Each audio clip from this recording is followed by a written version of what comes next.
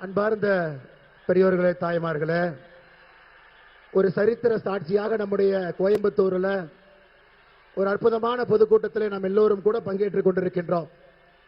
5 ஆண்டு காலமாக தமிழகத்தில் நடந்து கொண்டிருக்கக்கூடிய ஒரு காட்டாட்சியை முடிவுக்கு கொண்டு வந்து கொண்டிருக்கின்றோம். 5 ஆண்டு காலமாக தமிழகத்தினுடைய தேர்தல் நாள் எப்பொழுது வரும் என்று காத்திருந்தோம். நம்முடைய பெண்களுக்கு, குழந்தைகளுக்கு எப்பொழுது விடுதலை கிடைக்கும் என்று காத்திருந்தோம். தமிழகத்தில் அதிகரித்திருக்கக்கூடிய கஞ்சா புழக்கத்திலிருந்து நம்முடைய மாணவ செல்வங்களை, இளைஞர்களை எப்படி மீட்டெடுப்பது என்று கவலையில் இருந்தோம். அந்த நாள் இப்பொழுது வந்துவிட்டது. உலகத்தினுடைய நண்பனாக, விஸ்வ பந்துவாக, உலகத்தினுடைய நண்பனாக இருக்கக்கூடிய, ஒப்பற்ற பார்ப்போற்றக்கூடிய பாரதத்தினுடைய பிரதமர் ஐயா நரேந்திர மோடி அவர்கள் இன்று நம்மோடு இருக்கின்றார்கள் கோயம்புத்தூர். இன்று நமக்கு ஒரு உற்சாகம் கொடுத்து, உத்வேகத்தை கொடுத்து, அடுத்த 3 நாட்களும் கூட கண் துஞ்சாமல் பணி செய்து தமிழகத்தில் திராவிட முன்னேற்ற கழகத்தினுடைய ஆட்சியை வேரோடு மண்ணோடு பிடுங்கி எறிந்து மே 4க்கு பிறகு இன்று நம்முடைய எதிர்க்கட்சி தலைவராக இருக்கக்கூடிய அருமையண்ணன் எடப்பாடி பழனிசாமி அவர்கள் மே 4க்கு பிறகு தமிழகத்தினுடைய முதலமைச்சராக அந்த நாற்காலில் வந்து அமர்ந்து நாம் எதிர்பார்க்கக்கூடிய ஒரு நல்லாட்சியை தமிழக மக்களுக்கு அளித்து அடுத்த 5 ஆண்டு காலம் மக்களுடைய நலமும் வளமும் பெருகட்டும் என்று எல்லோரும் அந்த நாளுக்காக காத்துக் கொண்டிருக்கின்றோம். அருமை சொந்தங்களே, மேடையில் நம்மோடு மத்திய இணையமைச்சர், அவினாசி தொகுதியினுடைய சட்டமன்றத்தினுடைய வெற்றி வேட்பாளராக இருக்கக்கூடிய அருமை ஐயா டாக்டர் எல் முருகன் அவர்கள் இருக்கின்றார். நம்மை எல்லாம் வழிநடத்தி கொண்டிருக்கக்கூடிய பாரதிய ஜனதா கட்சியினுடைய மாநில தலைவராக சாத்தூர் சட்டமன்ற தொகுதியினுடைய வெற்றி வேட்பாளர் அருமை என்ன நயினார் நாகேந்திரன் அவர்கள் நம்மோடு இருக்கின்றார். இந்த கொங்கு பகுதியில் 23 தொகுதிகளுக்கும் கூட ஒரு தளபதியாக, கொங்குல எப்பொழுதும் கூட திராவிட முன்னேற்ற கழகத்துக்கு வேலை இல்லை என்று பறைசாற்றிக் கொண்டிருக்கக்கூடிய தொண்டாமுத்தூர் தொகுதியினுடைய வெற்றி வேட்பாளர் அருமை அண்ணன் SP வேலுமணி அவர்கள் நம்மோடு இருக்கின்றார்.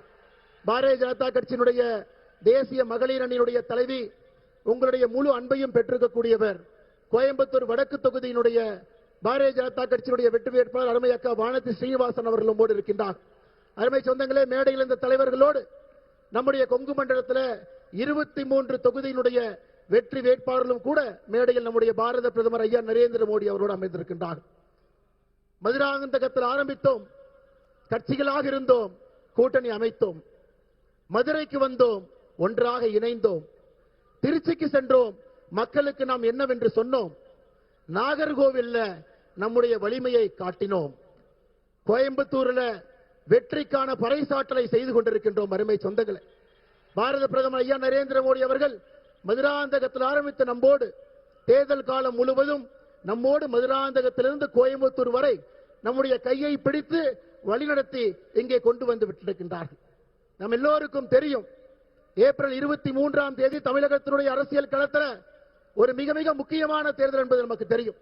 இந்த தேர்தல் என்பது ஒரு குடும்ப ஆட்சியை வீட்டுக்கு அனுப்புகின்றோம், சட்டம் ஒழுங்கை சரி செய்கிறோம், கஞ்சா புழக்க வழக்கத்தை கட்டுப்படுத்துறோம், தமிழகத்தில் ஏழை மக்களுக்கான ஒரு ஆட்சியை கொண்டு வருகின்றோம்.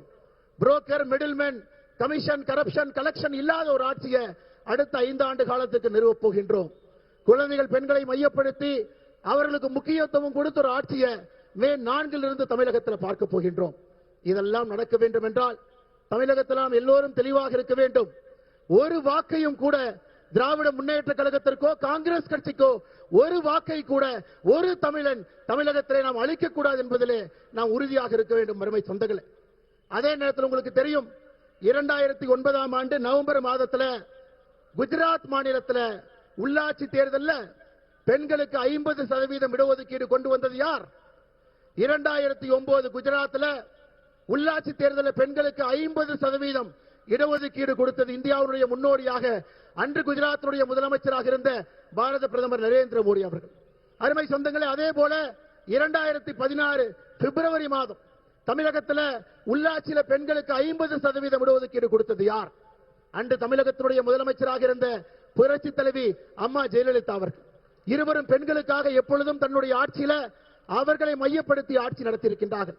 அருமை சொந்தங்களே, நேற்று பாராளுமன்றத்தில் பாரத பிரதமர் ஐயா நரேந்திர மோடி அவர்கள் பெண்களுக்காக, தாய்மார்களுக்காக 2029 பாராளுமன்ற தேர்தலில் 33% இடஒதுக்கீடு கொண்டு வருவதற்காக கொண்டு வந்த மசோதாவை தோற்கடித்தது யார்? காங்கிரஸ் கட்சியும் திராவிட முன்னேற்ற கழகமும். அருமை சொந்தங்களே, தமிழன விரோதிகள் மட்டுமல்ல, இந்தியாவில் இருக்கக்கூடிய ஒரு பெண்களுக்கும் விரோதியாக ஒரு கட்சி இருக்குன்னா அது திராவிட முன்னேற்ற கழகம் காங்கிரஸ் கட்சியும். தமிழகத்தினுடைய எம்பி அதிகப்படுத்தி 39 இருந்து 59, தென்னிந்தியாவினுடைய எம்பி 129 இருந்து 195 விகிதாச்சார அடிப்படையில் யாருக்கும் எந்த குறையும் இல்லாம், எல்லா மாநிலத்திற்கும் 50% உயர்வு, யாருக்கும் எந்த பிரச்சனை இல்லை. அப்படி இருந்தும் திராவிட முன்னேற்ற கழகத்திற்கும் காங்கிரசுக்கும் பிரச்சனை. இந்த சரித்திர மசோதாவை தோற்கடித்திருக்கின்றார்கள். அருமை சொந்தங்களே, நான் உங்களிடம் வைக்கக்கூடிய வேண்டுகோள், மேலே இருக்கக்கூடிய தலைவர்கள் சார்பாக பெண்களுடைய குரல் பாராளுமன்றத்திலே ஒலிக்கக்கூடாது, சட்டமன்றத்திலே ஒலிக்கக்கூடாது என்று அந்த மசோதாவை தோற்கடித்த காங்கிரஸ் கட்சிக்கும் திராவிட முன்னேற்ற கழகத்துக்கும் தமிழகத்தில் ஒரு சகோதரி தாய்மார் உங்க வாக்கை நீங்கள் கொடுக்க கூடாது என்று உங்களுடைய பாதத்தை தொட்டு நான் அன்போடு கேட்டுக்கொள்கின்றேன். ஏப்ரல் 23ஆம் தேதி உங்களுடைய குரலை நசுக்க முயற்சித்த 2 கட்சிகளுக்கும் நீங்கள் ஒரு வாக்கை கூட அளிக்க கூடாது. அருமை சொந்தங்களே, ஒரு போர்படை தளபதிகள் போல் நாம் அமர்ந்திருக்கின்றோம். அடுத்த 3 நாட்கள் நமக்கு முக்கியமான நாட்கள். களத்திலே நாம் இருக்க வேண்டும், கண் துஞ்சாமல் பணியாற்ற வேண்டும். ஒரு வாக்கையும் கூட இரட்டை இலைக்கு, நம்முடைய தாமரைக்கு, நம்முடைய குக்கர் சின்னத்திற்கு, நம்முடைய மாம்பழத்திற்கு, தேசிய ஜனநாயக கூட்டணி எல்லா தலைவர்களுக்கு, வேட்பாளர்களுக்கு அதை கொண்டு வந்து சேர்த்த வேண்டிய ஒரு பொறுப்பு, மிகப்பெரிய பொறுப்பு நம்முடைய கட்சி நமக்கு கொடுத்திருக்கின்றார். எப்படி எழுச்சியோடு நாம் இங்கே வந்திருக்கின்றோமோ இதே எழுச்சியோடு அடுத்த 3 நாட்களும் கூட நாம் பணி செய்து திராவிட முன்னேற்ற கழகம் தமிழகத்துடைய வரலாற்றில் இது எப்பொழுதும் ஆட்சிக்கு வர முடியாது என்கின்ற தீர்ப்பை ஏப்ரல் 23ஆம் தேதி அந்த தீர்ப்பை நீங்கள் அளிக்க வேண்டும் என்று அன்போடு, பரிவோடு, பாசத்தோடு இந்த நேரத்தில் கேட்டுக்கொள்கின்றேன். அருமை சொந்தங்களே, இன்னைக்கு நம்முடைய பாரத பிரதமருக்கு ஒரு அற்புதமான வரவேற்பு கொடுப்பதற்காக உங்களிடம் ஒரு வேண்டுகோள் வைக்கின்றேன். உங்க கையில் இருக்கக்கூடிய தொலைபேசி எடுங்க, டார்ச் ஆன் பண்ணுங்க, அதை பிரதமருக்கு காட்டுங்க. தமிழகத்தினுடைய இருட்டாட்சியிலிருந்து வெளிச்சம் வேண்டும் என்று காட்டுங்கள். மக்கள் வெளிச்சத்தை நோக்கி செல்ல வேண்டும் என்று காட்டுங்கள். தமிழகத்தில் திராவிட முன்னேற்ற கழகத்தினுடைய இருட்டாட்சி முடிவுக்கு கொண்டு வர வேண்டும் என்று சொல்லுங்கள்.